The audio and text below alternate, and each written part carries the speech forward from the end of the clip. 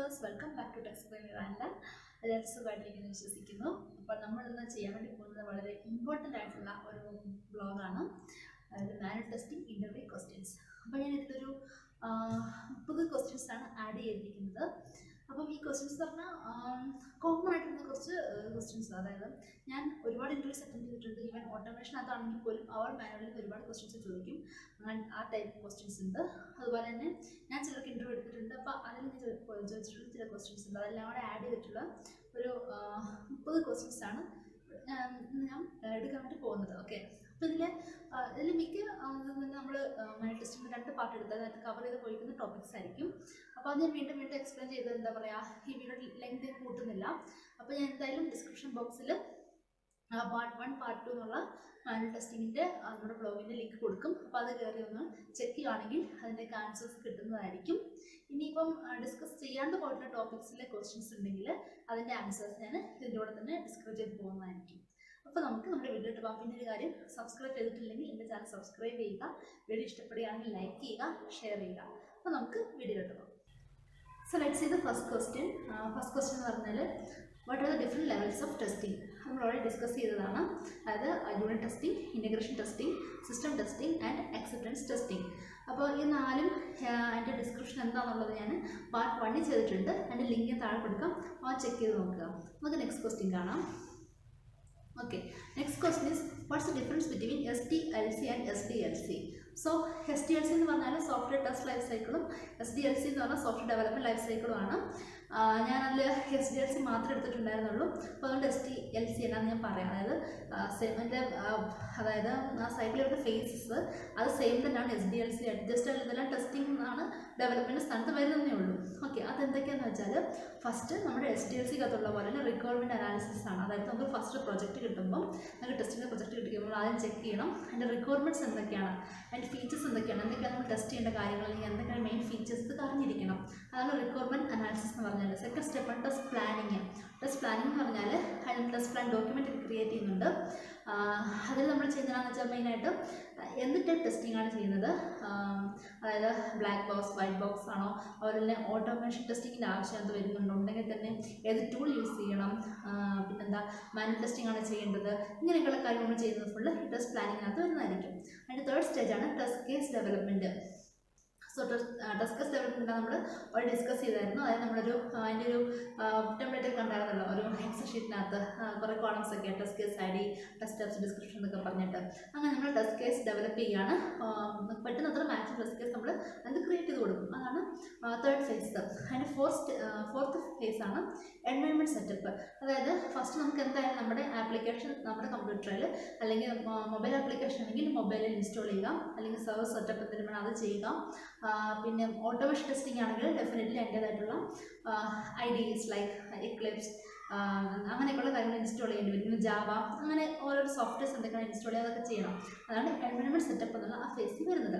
അടുത്ത സ്റ്റെപ്പാണ് test execution. ഇപ്പോൾ നമ്മൾ ടെസ്റ്റ് കേസ് പ്രിപ്പയർ ചെയ്ത് വെച്ചു, ആൻഡ് എക്സിക്യൂട്ട് ചെയ്യേണ്ട എൻവയോൺമെൻറ്റ് സെറ്റാക്കി വെച്ചു. ഇനി അടുത്ത സ്റ്റെപ്പ് എന്താ, ഡെഫിനറ്റ്ലി എക്സിക്യൂട്ട് ചെയ്യുക. മാനുവൽ ടെസ്റ്റിംഗ് ആണെങ്കിൽ ജസ്റ്റ് മാനുവലായിട്ട് ഓരോ ടെസ്റ്റ് കേസും വെച്ചിട്ട് നമ്മുടെ ആപ്ലിക്കേഷനെ റൺ ചെയ്ത് നോക്കുക, വർക്ക് ചെയ്യുന്നുണ്ടല്ലോ എന്നുള്ളത്. എന്നിട്ട് അതിൻ്റെ ബഗ്ഗൊക്കെ നോട്ട് ചെയ്യുക.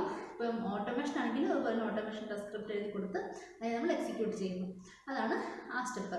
ലാസ്റ്റ് സ്റ്റെപ്പാണ് ടെസ്റ്റ് സൈക്കിൾ ക്ലോഷർ. അതായത് നമ്മൾ എല്ലാ ടെസ്റ്റ് എക്സിക്യൂട്ട് ചെയ്തു, അല്ലെങ്കിൽ നമുക്ക് ഒരു ക്രൈറ്റീരിയ കാണും. ഇപ്പോൾ എന്താ 90% ഓഫ് ഫീച്ചേഴ്സ് വർക്ക് ചെയ്യുകയാണെങ്കിൽ നമുക്ക് ടെസ്റ്റ് ക്ലോസ് ചെയ്യാം, അല്ലെങ്കിൽ most of the Bugs close ചെയ്തിട്ടുണ്ടെങ്കിൽ നമുക്ക് ടെസ്റ്റ് ക്ലോസ് ചെയ്യാൻ ചില ക്രൈറ്റീരിയസ് കാണും. അതിനെ ബേസ് ചെയ്തിട്ട് നമ്മൾ നമ്മുടെ ടെസ്റ്റ് ക്ലോസ് ചെയ്യണം. ലാസ്റ്റ് സ്റ്റെപ്പ് ഇതാണ് SDLC. ഓക്കെ, അപ്പോൾ അതിൻ്റെ ആ ഫേസസ് എന്തൊക്കെയാണ് ഞാൻ താഴെ ഡിസ്ക്രിപ്ഷൻ ബോക്സിൽ കൊടുക്കുന്നതാണ്, ചെക്ക് ചെയ്യുക. അടുത്തത് വാട്ട് ഈസ് ട്രേസബിലിറ്റി മെട്രിക്സ്. ആ ടോപ്പിക്ക് ഞാൻ എടുത്തിട്ടില്ല, ഞാൻ പറയാം. ട്രേസബിലിറ്റി മെട്രിക്സ് എന്ന് പറഞ്ഞിട്ടുണ്ടെങ്കിൽ നമ്മുടെ റിക്വയർമെൻറ്റ്സ് നമ്മുടെ ആപ്ലിക്കേഷനകത്ത് ഓക്കെ ആയിട്ടുണ്ടോ, ഇത് മീറ്റ് ചെയ്തിട്ടുണ്ടോയെന്ന് അറിയാൻ വേണ്ടി നമ്മൾ യൂസ് ചെയ്യുന്ന ടേബിളാണ് ട്രേസബിലിറ്റി മെട്രിക്സ് എന്ന് പറയുന്നത്. ഓക്കെ, അപ്പം അതിൻ്റെ ഒരു പാറ്റേൺ ഉണ്ട്, അതെങ്ങനെ ചെയ്യാമെന്നുള്ളത് ഒരു ഷീറ്റൊക്കെ ആയിട്ട് അത് ഞാൻ ഇപ്പോൾ സ്ക്രീൻ ഷെയർ ചെയ്ത് കാണിക്കാം. ട്രേസബിലിറ്റി മെട്രിക്സ് ജനറേറ്റ് ചെയ്യുന്നത് business requirement document, technical requirement document and test case. ഇങ്ങനെ ഈ 3 ഡോക്യുമെൻറ്റ്സിൽ നിന്നാണ് നമ്മുടെ ട്രേസബിലിറ്റി മെട്രിക്സ് നമ്മൾ ക്രിയേറ്റ് ചെയ്യുന്നത്. Okay, first business requirement document.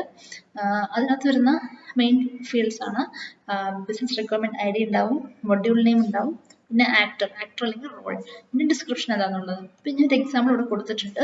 ഇവിടെ first business requirement I D B1 എന്ന് കൊടുത്തു. അത് ഞാൻ രജിസ്ട്രേഷൻ എന്നുള്ള മൊഡ്യൂളിന് വേണ്ടിയിട്ടാണ്. അവിടെ കസ്റ്റമറിൻ്റെ മാനേജറിൻ്റെ ഭാഗത്തു നിന്നുള്ള റിക്വയർമെൻറ്റ് അവിടെ എഴുതിയിരിക്കുന്നത്. സോ ഡിസ്ക്രിപ്ഷൻ ഞാൻ കൊടുത്തിട്ടുണ്ട്. അതുപോലെ മറ്റൊരു business requirement I D business requirement create ചെയ്തിട്ടുണ്ട് B2 എന്ന് പറഞ്ഞാൽ അത് ലോഗിൻ മൊഡ്യൂളിന് വേണ്ടിയിട്ടാണ്. ഓക്കെ, ഇനി നമുക്ക് രണ്ടാമത്തെ ഡോക്യുമെന്റ് നോക്കാം. അത് ടെക്നിക്കൽ റിക്വയർമെന്റ് ഡോക്യുമെന്റ് TRD എന്ന് കൊടുത്തിട്ടുണ്ട്. അവിടെ ഞാൻ ആ റിക്വയർമെന്റ് ഐ ഡി ഉണ്ട്, ഒപ്പം തന്നെ ഡിസ്ക്രിപ്ഷനും കൊടുത്തിട്ടുണ്ട്. ഓക്കെ, മൂന്നാമത്തതായ നമ്മൾ ടെസ്റ്റ് കേസ് നമ്മൾ ഓൾറെഡി കണ്ടിട്ടുള്ളതാണ്. പക്ഷേ ഇവിടെ ടെസ്റ്റ് കേസ് കംപ്ലീറ്റ്ലി കൊടുത്തിട്ടില്ല.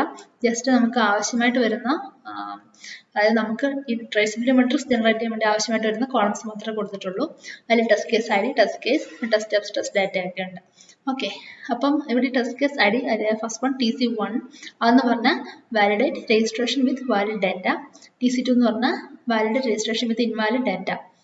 അങ്ങനെ പിന്നെ ഒരെണ്ണം കൊടുത്ത് ലോഗിന് വേണ്ടി TC3 എന്ന് പറഞ്ഞു. ഇനി എങ്ങനെ നമുക്ക് ട്രേസബിലിറ്റി മെട്രിക്സ് ക്രിയേറ്റ് ചെയ്യാം അതാണ് കാണിക്കുന്നത്. അപ്പോൾ അതിനുള്ള വേണ്ട കോളംസ് ആണ് business requirement I D, technical requirement I D, test case I D, പിന്നെ സ്റ്റാറ്റസ്. ഓക്കെ, നമ്മൾ B1 എന്നുള്ള ബിസിനസ് റിക്വയർമെന്റ് ഐ ഡി എന്നാണ് നമുക്ക് നോക്കാം. എന്ന് പറഞ്ഞാൽ രജിസ്ട്രേഷൻ ആണ്. നമ്മളതേ കണ്ട രജിസ്ട്രേഷൻ. അതിന്റെ കറസ്പോണ്ടിങ് ആയിട്ട് വരുന്ന ടെക്നിക്കൽ റിക്വയർമെന്റ് ആണ് T01. അപ്പോൾ അത് കൊടുത്തു.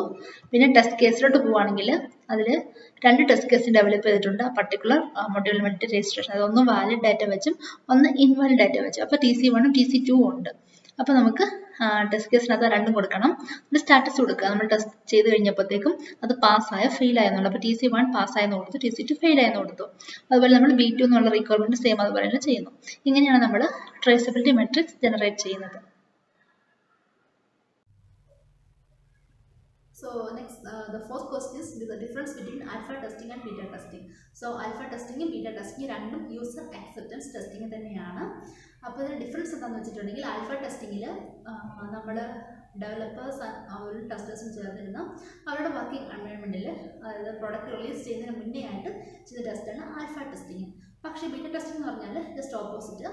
അവിടെ നമ്മൾ റിയൽ ടൈം യൂസേഴ്സ് അതായത് എൻഡ് യൂസേഴ്സ് ആയിരിക്കും ടെസ്റ്റ് ചെയ്യുക. അവരുടെ എൻവയോൺമെൻറ്റിൽ അവരുടെ റിയൽ ടൈം സിനാരിയോ വെച്ച് ടെസ്റ്റ് ചെയ്യും. അതാണ് beta testing. Okay, then next question is what is A test bed. Test bed എന്ന് പറഞ്ഞിട്ടുണ്ടെങ്കിൽ നമുക്ക് ടെസ്റ്റ് ചെയ്യേണ്ട ആപ്ലിക്കേഷൻ കണ്ടിട്ടുള്ള ആ എൻവയോൺമെൻറ്റ്, അതിനാണ് ടെസ്റ്റ് ബെഡ് എന്ന് പറയുന്നത്. Test bed is an environment configured for the testing, അതാണ് test bed.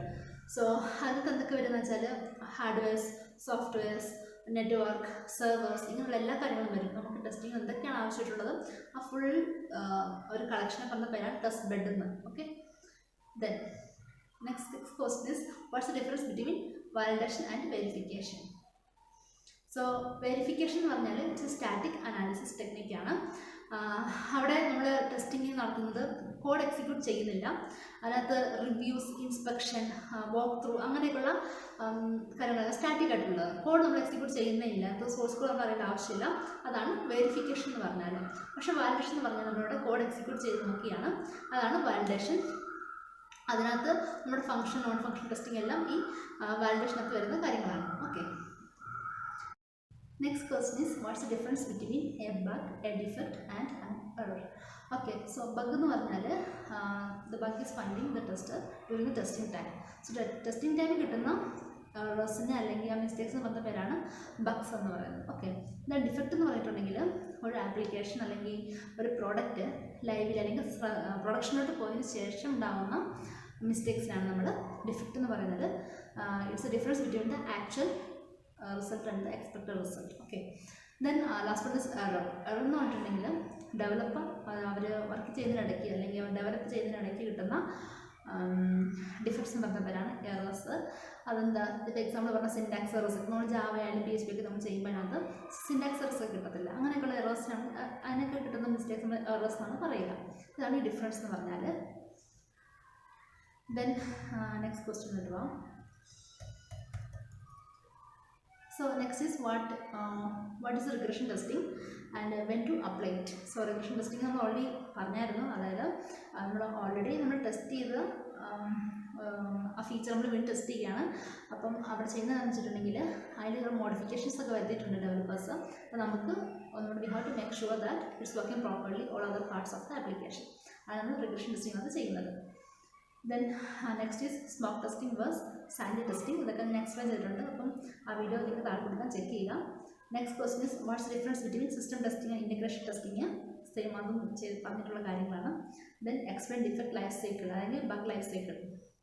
Then what is A test closure. Test closure എന്ന് പറഞ്ഞിട്ടുണ്ടെങ്കിൽ it's A document of test summary. നമ്മൾ എക്സിക്യൂട്ട് ചെയ്ത ടെസ്റ്റിങ്ങിനെ കുറിച്ചുള്ള ടെസ്റ്റ് സമ്മറിയാണ് നമ്മൾ ടെസ്റ്റ് ക്ലോഷർ എന്ന് പറയുന്നത്. Next question is what's difference between positive testing and negative testing. So positive testing എന്ന് പറഞ്ഞിട്ടുണ്ടെങ്കിൽ നമ്മൾ അതിൽ എക്സ്പെക്റ്റ് ചെയ്ത പോലെയാണോ ആപ്ലിക്കേഷൻ വർക്ക് ചെയ്യുന്നത് എന്ന് നമ്മൾ ചെക്ക് ചെയ്യുന്നതാണ് പോസിറ്റീവ് ടെസ്റ്റിംഗ്. അതിൻ്റെ എക്സാമ്പിൾ എന്ന് പറഞ്ഞാൽ നമുക്കൊരു ലോഗിൻ പേജ് ഉണ്ടെങ്കിൽ അതിൽ നമ്മൾ വാലിഡ് ആയിട്ടുള്ള ടെസ്റ്റ് കേസ് എക്സിക്യൂട്ട് ചെയ്യുന്നത്. അതായത് വാലിഡ് ആയിട്ടുള്ള യൂസർ നെയിമും പാസ്വേഡും കൊടുത്ത് നമ്മൾ ചെക്ക് ചെയ്യുകയാണ്. അത് സക്സസ്ഫുൾ ആയിട്ട് ഡാഷ് ബോർഡിലോട്ട് പോകുന്നു, അല്ലെങ്കിൽ നെക്സ്റ്റ് പേജിലോട്ട് മൂവ് ചെയ്യുന്നുണ്ടെന്ന് അറിയുന്നു. അതാണ് നമ്മൾ പോസിറ്റീവ് ടെസ്റ്റിംഗ് എന്ന് പറഞ്ഞാൽ. ദെൻ നെഗറ്റീവ് ടെസ്റ്റിംഗ് എന്ന് പറഞ്ഞിട്ടുണ്ടെങ്കിൽ നമ്മളവിടെ ഇൻറ്റൻഷ്യലി കുറച്ച് എറേഴ്സ് വരുത്തുകയാണ്, ചെക്ക് ചെയ്യുകയാണ് നമ്മുടെ ആപ്ലിക്കേഷൻ അതിനെ ഗ്രേസ്ഫുൾ ആയിട്ട് ഹാൻഡിൽ ചെയ്യുന്നുണ്ടെന്നുള്ളത്. ഫോർ എക്സാമ്പിൾ നമ്മുടെ സെയിം ലോഗിൻ പേജിൽ നമുക്ക് ഇൻവാലിഡ് ആയിട്ടുള്ള യൂസർ നെയിം പാസ്വേഡ് കൊടുക്കുന്നു. അപ്പോൾ ഇൻവാലിഡ് ആയിട്ടുള്ള കേസിൽ എന്ത് വേണം, അത് ഒരിക്കലും ലോഗിൻ ചെയ്ത് നെക്സ്റ്റ് പേജിലോട്ട് പോകാൻ പാടില്ല. അപ്പോൾ അവരവിടെ എറർ കാണിക്കണം, invalid user name or password എന്നുള്ളത്. ഓക്കെ, സോ അതാണ് നെഗറ്റീവ് ടെസ്റ്റിംഗ് എന്ന് പറഞ്ഞാൽ. Then next is testing principles. നമ്മൾ ഓൾറെഡി ഡിസ്കസ് ചെയ്ത ടോപ്പിക്കാണ്, അതായത് 7 ടെസ്റ്റിംഗ് പ്രിൻസിപ്പിൾസ്. അപ്പോൾ അത് നോക്കുക. Then black box testing and white box testing, അതിന് ഡിഫറൻസ് എന്താണെന്നുള്ളത് അതും പറഞ്ഞിട്ടുള്ള കാര്യമാണ്.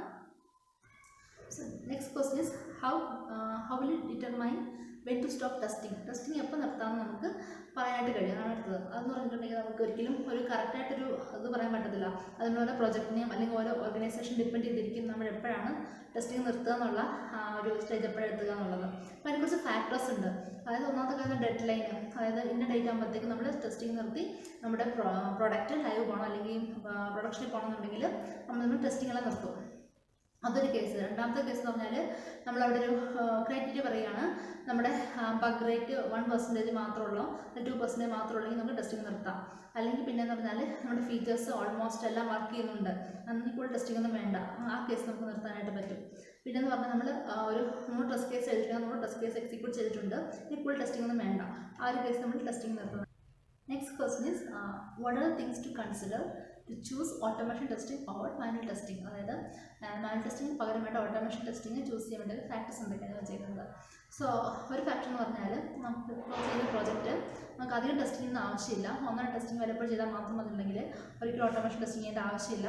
കാരണം അത് കോസ്റ്റ്ലി ആണല്ലോ, അതുകൊണ്ട് നമുക്ക് ഓട്ടോമേഷൻ ടെസ്റ്റിംഗിൻ്റെ ആവശ്യം ജസ്റ്റ് മാനുവൽ ടെസ്റ്റിംഗ് മതി.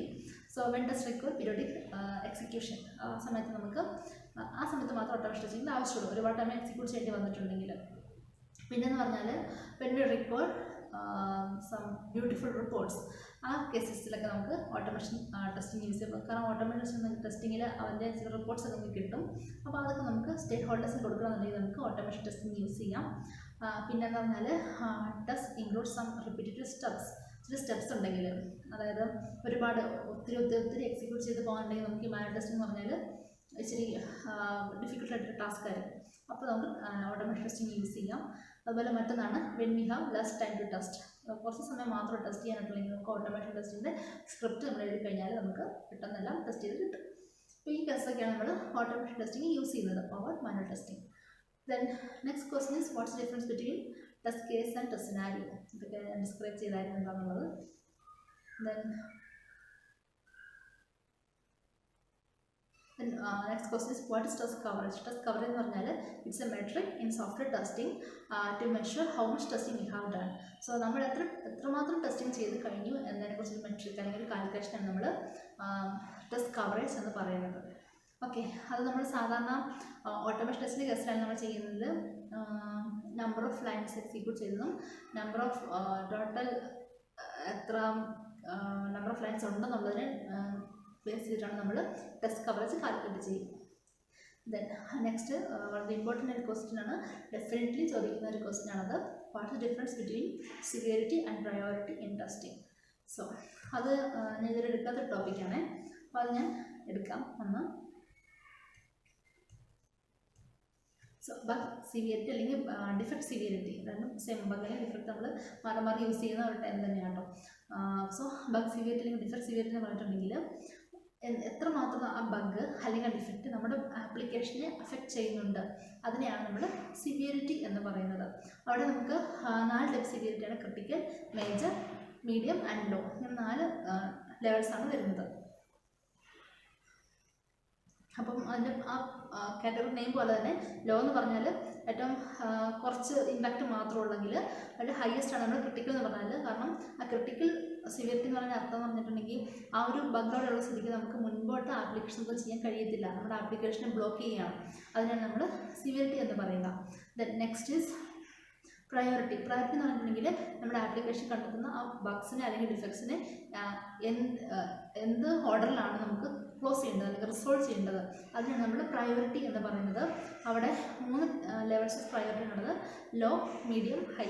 അപ്പോൾ അതിൻ്റെ പേര് പറയുന്നത് ലോ എന്നുള്ളത് കുറച്ച് പത്ത് ചെയ്താൽ മതി, പക്ഷേ ഹൈ ആയിട്ടുള്ളത് ഏറ്റവും പെട്ടെന്ന് ക്ലോസ് ചെയ്ത് പോകണം.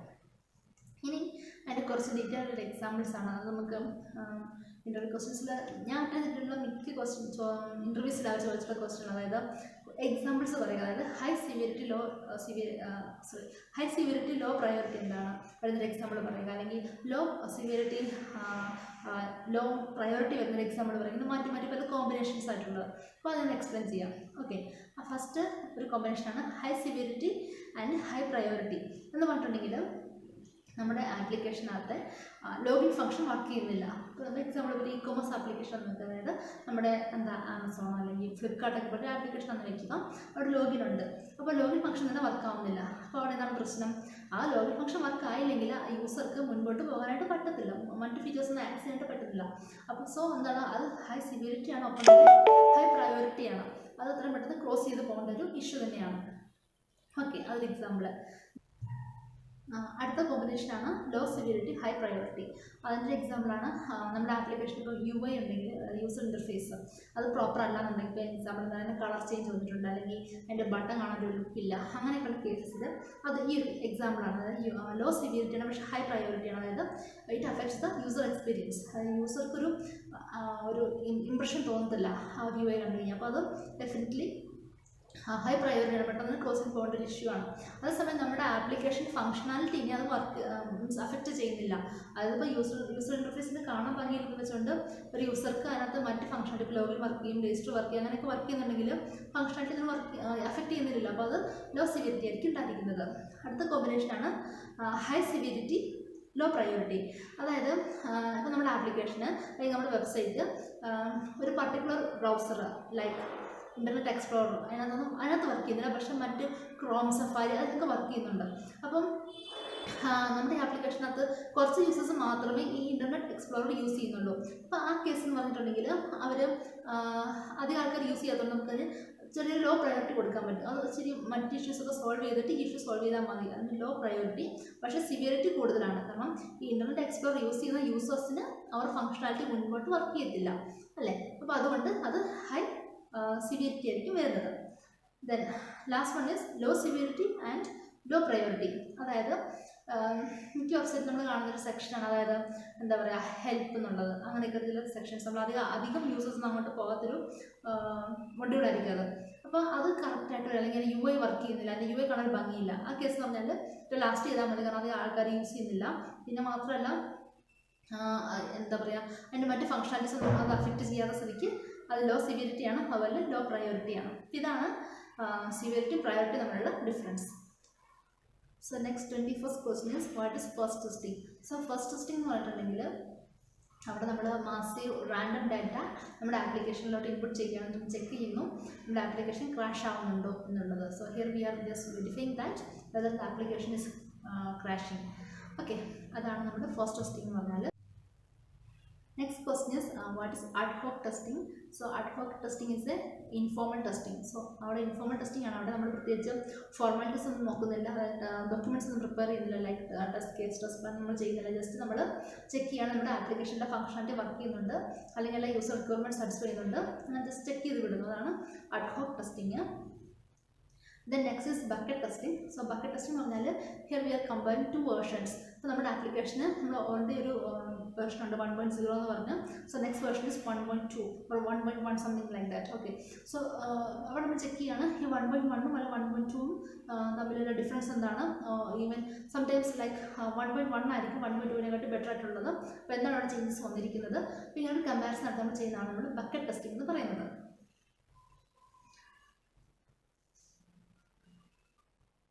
Then next is exhaustive testing.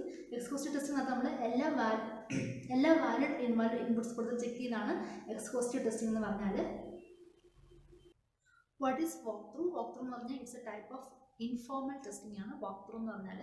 അവിടെ ഓദർ എന്ന് പറഞ്ഞ പുള്ളിക്കാരനുണ്ട്, പുള്ളിയാണ് നമ്മുടെ ഇൻസ്പെക്ഷനെ ലീഡ് ചെയ്യുന്നത്.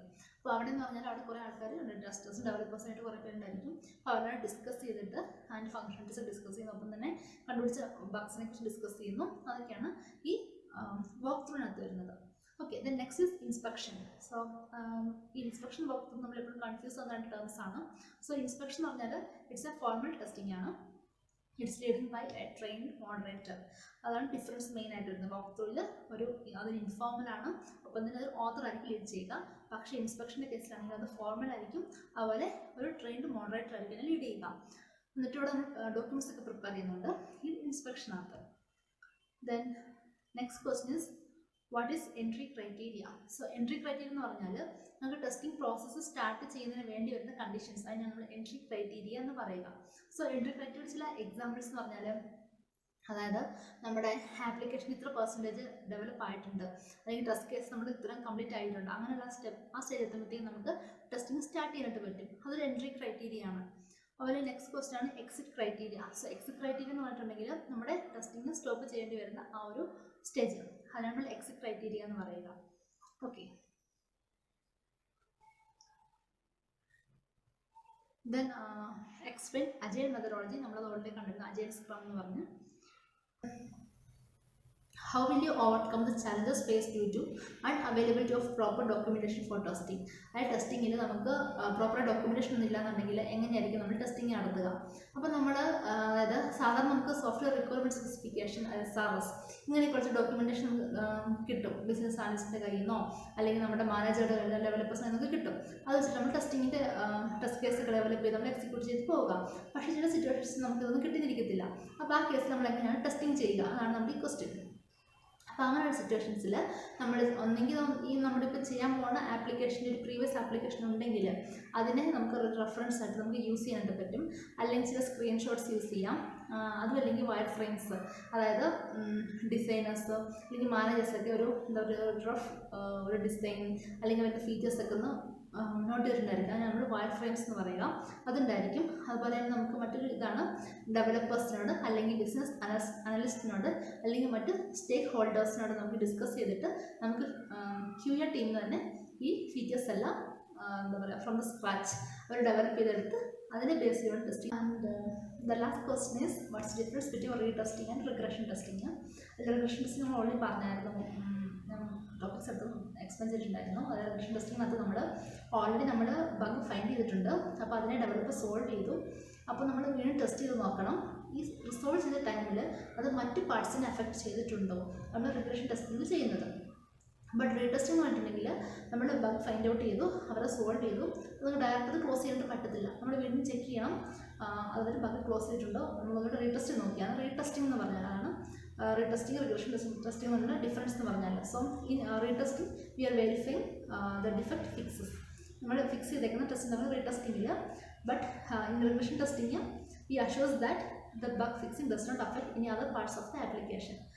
സോ അതാണ് ഡിഫറൻസ് എന്ന് പറഞ്ഞാൽ. ഓക്കെ, അപ്പോൾ നമ്മളിന്ന് 30 ക്വസ്റ്റ്യൻസ് കവർ ചെയ്തിട്ടുണ്ട്. അപ്പോൾ എല്ലാവർക്കും ഇതൊന്ന് ക്ലിയർ ആയെന്ന് വിചാരിക്കുന്നു. വല്ല ഡൗട്ട് ഉണ്ടെങ്കിൽ കമൻറ്റ് ചെയ്യാൻ മറക്കരുത്. അപ്പോൾ നമുക്ക് അടുത്ത വീഡിയോ ആയിട്ട് അടുത്ത തവണ കാണാം. അപ്പോൾ അതുവരെ ബൈ.